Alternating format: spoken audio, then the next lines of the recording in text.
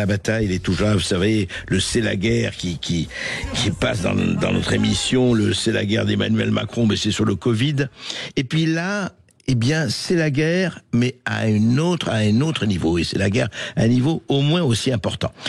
Quelque chose s'est passé le 17 avril 2025. Le 17 avril, c'était il y a 3 jours. Une résolution citoyenne relative à l'engagement militaire et financier de la France en Ukraine a été envoyée par voie d'huissier au président des 2 assemblées, du Sénat et de l'Assemblée nationale, le 17 avril. Elle demande quoi? Elle demande une pleine application de la Constitution et du contrôle parlementaire pour toutes les décisions prises par l'exécutif au sujet de l'Ukraine. Alors, je vous lis rapidement cette résolution et on va en parler avec Jean-Pierre Fabre-Bernadac. Cette résolution dit ceci. Nous, citoyens et anciens militaires, demandons aux députés et sénateurs 1. De faire publier au journal officiel toutes les informations sur la présence de troupes françaises en Ukraine depuis 2022, comme l'exige l'article 35. 2. D'organiser un débat suivi d'un vote sur la poursuite de cette intervention en application de l'article 35. 3. De se prononcer sur la ratification des accords de sécurité franco-ukrainiens du 16 février 2024, conformément à l'article 53. 4. De mettre cette résolution à l'ordre du jour dans les 15 jours suivant sa remise, afin de garantir le plein exercice du contrôle parlementaire. Et ça a été signé par des centaines de généraux de division, de généraux de corps d'armée, de généraux de brigade, de contre-amiral, de généraux de brigade aérienne, etc., etc., etc. Jean-Pierre Fabre-Bernadac, bonjour.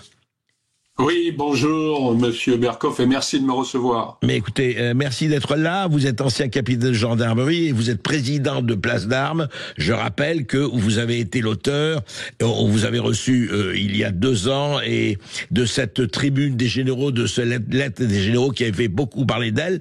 Là, c'est tout à fait autre chose. On passe à un autre niveau, je pense, cette résolution. Alors, de quoi s'agit-il exactement? Alors, si vous voulez, pour commencer, je vais dire que Place d'Armes n'est pas à l'origine de cette résolution, c'est un groupe de militaires, comme vous l'avez dit, de généraux notamment, qui en est à l'origine. Alors, pour l'instant, des généraux, nous en avons 26, mais le nombre de signataires, la plupart étant des militaires, lui se monte aujourd'hui à 9000 personnes. 9000 personnes aujourd'hui, oui. Voilà, oui. En 2 jours, c'est pas mal. Je crois que c'est une bonne chose. Donc, Place d'Armes n'a fait que valider et évidemment approuver en mettant en ligne ce texte, pour qu'on puisse le signer. Je crois que il est important, pour comprendre mon intervention, de voir les 2 parties qui me paraissent importantes. La première, c'est ce que vous avez dit sur la résolution citoyenne. Alors, je verrai 3 points sur cette résolution citoyenne. Et si vous voulez, je vais commencer par parler de notre président de la République et rappeler cette allocution qu'il a faite le 5 mars. Dans cette allocution, il disait « La Russie est devenue une menace pour la France. » Existentielle. Voilà. Existentielle. Une menace. Oui. Le deuxième, c'était l'envoi des troupes européennes qui ne seraient pas destinées à participer au combat, mais à maintenir la paix. C'est-à-dire qu'il parle de troupes de maintien de paix. Alors, je veux simplement rappeler pour les gens qui s'en souviennent ou qui sont les plus anciens, qu'au Liban, la France avait créé la FINUL, je pense que M. Berkoff, c'est un pays qui vous touche beaucoup, et qu'elle avait payé quand même un lourd tribut de près de 100 morts. 100 soldats avaient été tués. Le ministre des Armées, lui, a indiqué que la France a proposé de produire et d'entretenir des armes sur le sol ukrainien. Et ça pose un grand problème. Ça pose un grand problème parce que aujourd'hui, on entend parler de plus en plus, alors est-ce que c'est une fable, est-ce que c'est une réalité, de troupes françaises sur le sol ukrainien. Or, ces troupes françaises sur le sol ukrainien, on n'a pas idée. Et certains nous disent, mais non, c'est pas vrai. D'autres disent, mais si, il y a des troupes françaises actuellement. Nous aimerions qu'on clarifie ceci par l'Assemblée nationale. Et ça, et le Sénat. Et le Sénat, évidemment. La deuxième, c'est une explication. Alors, vous l'avez bien dit, je vais essayer d'être assez clair. C'est un peu complexe parce qu'il y a des articles et des numéros d'articles. C'est une demande d'explication pour les traités. Parce que celui qui a été signé avec l'Ukraine doit normalement faire l'objet d'une ratification par le Parlement, c'est l'article 53. Mais entre-temps, il se trouve que le président de la République a demandé au gouvernement de faire une simple déclaration sur ce sujet devant le Parlement. Ceci, à ce moment-là, se fait sous l'article 50, alinéa 1. Nous réclamons l'article 53 parce que c'est trop grave, évidemment. Oui, vous voulez dire, attendez, pour être tout à fait clair, j'ai lu effectivement ce que vous avez envoyé, Jean-Pierre Farbenadac. En fait, ce que les signataires, les 7000 ou 9000 signataires que cette résolution a assemblé, c'est qu'ils disent, on voudrait avoir, tout se passe pour eux, je schématise, mais tout se passe pour eux, c'est que cette politique se fait par le président de l'exécutif, sans l'accord ni du Parlement, sans l'accord du Sénat, sans l'accord de l'Assemblée nationale, et qu'il n'y a eu ni vote, ni délibération, ni discussion, ni débat. C'est bien ça?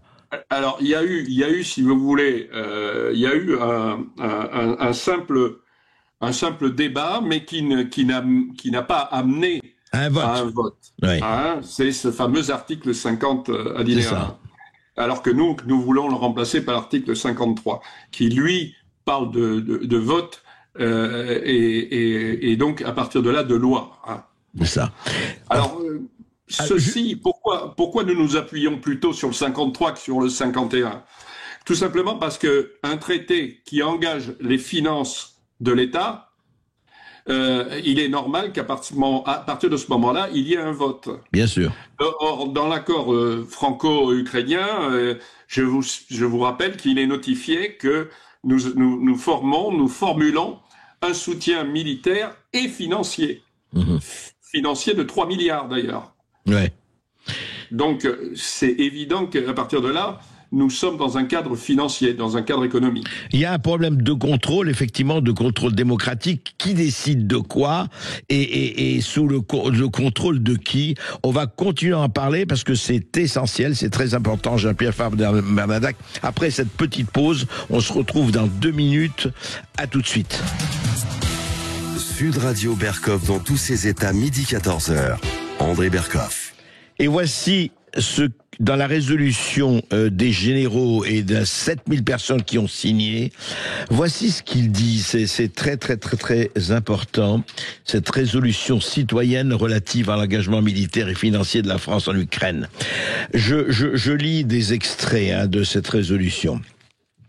Enfin, les déclarations, et on a les explications de Jean-Pierre Farbenadac, bien sûr.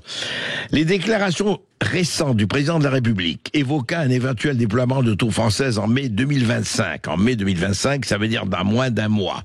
Ainsi que la mutualisation de l'usage de l'arme atomique impose un débat parlementaire préalable pour garantir la légitimité de tels choix au nom de la nation. C'est la condition sine qua non de la légalité de l'intervention de l'armée.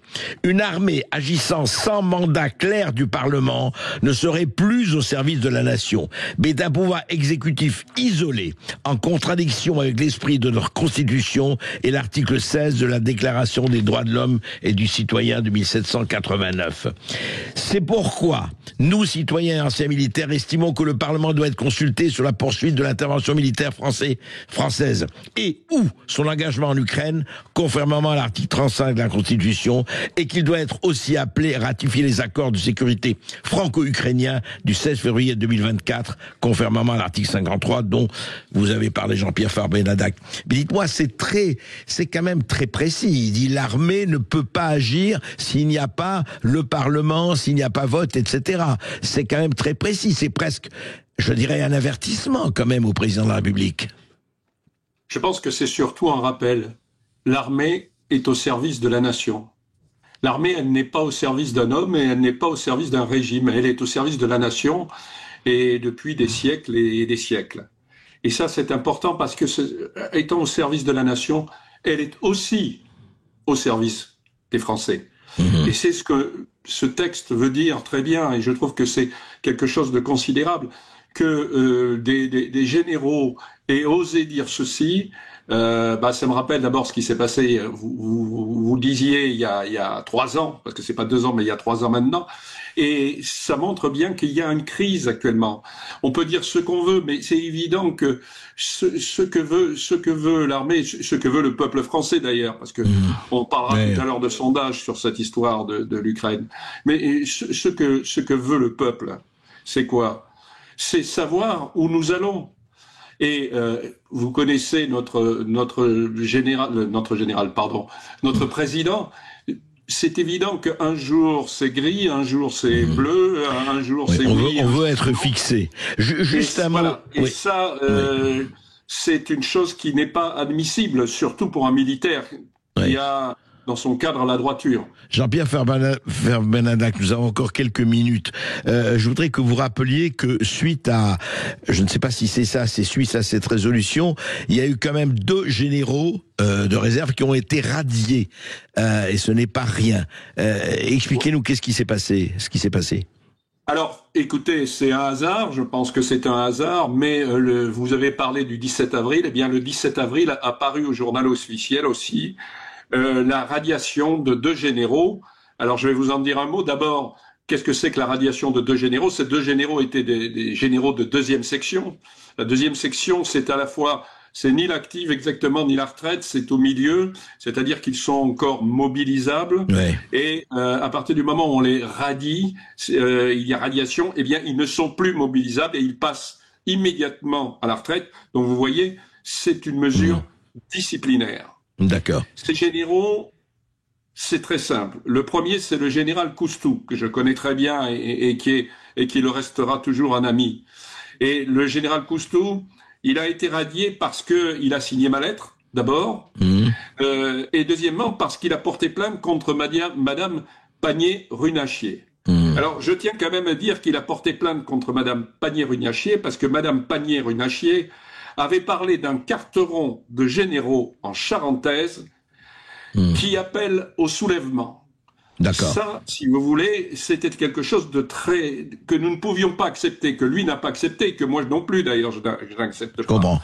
Et d'ailleurs, Mélenchon avait déposé une plainte contre nous et le procureur de la République avait jugé, avait dit que cette plainte. Et le second, Jean-Pierre Benadac, parce que nous avons peu de temps. Le second, c'est le général Pellizzari. Le général Pellizzari a été radié par justement ce problème vis-à-vis de l'Ukraine, parce qu'il avait porté plainte devant la Cour de justice de la République contre M. Attal, M. Séjourné et M. Lecornu. Or, toute personne, mineure ou majeure, qui s'estime victime d'une infraction peut porter plainte et pour nous c'est important, c'est une infraction parce que pour nous c'est important ce qui se passe au niveau militaire et ça touche évidemment le civil comme vous l'avez dit tout à l'heure. Donc Jean-Pierre Benadac, juste pour résumer, on va en reparler de cette histoire parce que ça va pas s'arrêter là, mais pour vous, vous dites ce n'est pas un avertissement mais c'est un rappel, mais c'est quand même un rappel extrêmement sévère. En fait, si on est engagé en Ukraine, si les troupes françaises sont engagées en Ukraine, pour le moment, elles sont engagées par le fait du prince. C'est ce que dit cette résolution. Pour l'instant, on ne sait pas si elles sont engagées d'abord. Hein. Oui. Le problème, il est de le savoir. Et une fois qu'on le sait, il faudra bien que le président dise pourquoi elles sont là-bas, exactement. Et qu'il y ait débat au Parlement. Et que, évidemment, qu'il le dise dans un cadre légal, c'est-à-dire qu'il y ait débat. Il est évident. Mais si vous permettez, je voudrais juste revenir sur ce problème, parce que ça me paraît très grave, de 2 généraux qui ont été radiés. Je voudrais quand même dire ceci, c'est que des généraux radiés, ça n'arrive pas souvent. Et que je sache, il y a des généraux qui se permettent sur certaines télévisions de dire un certain nombre de choses. Il y a ainsi un général sur LCI qui a dit « Trump est un agent de Poutine, même s'il n'est pas agent retourné au sens juridique du terme. C'est juste un convaincu. Il est ce que Lénine appelait les idiots utiles. Lui, il est très idiot et très utile. Eh bien, ça, je trouve que c'est inadmissible et c'est quelque chose de sévère, c'est quelque chose qui est en dehors de la réserve. Pourtant, ce monsieur n'a pas de problème. Oui, eh bien, écoutez, en tout cas, on suivra tout ça. Merci Jean-Pierre Fabre-Bernadac. En tout cas, on peut avoir cette résolution sur votre site Place d'Armes, hein, on est bien d'accord. On peut lire cette résolution. Absolument, et on peut signer, évidemment, la pétition. La résolution citoyenne. Plus il y aura de monde et mieux à ce moment-là nous aurons une force pour savoir. Eh ben écoutez, les auditeurs de Sud Radio le savent et iront en tout cas lire votre résolution. À eux de se faire une idée, d'approuver ou de désapprouver. Merci Jean-Pierre Fabre-Bernadac.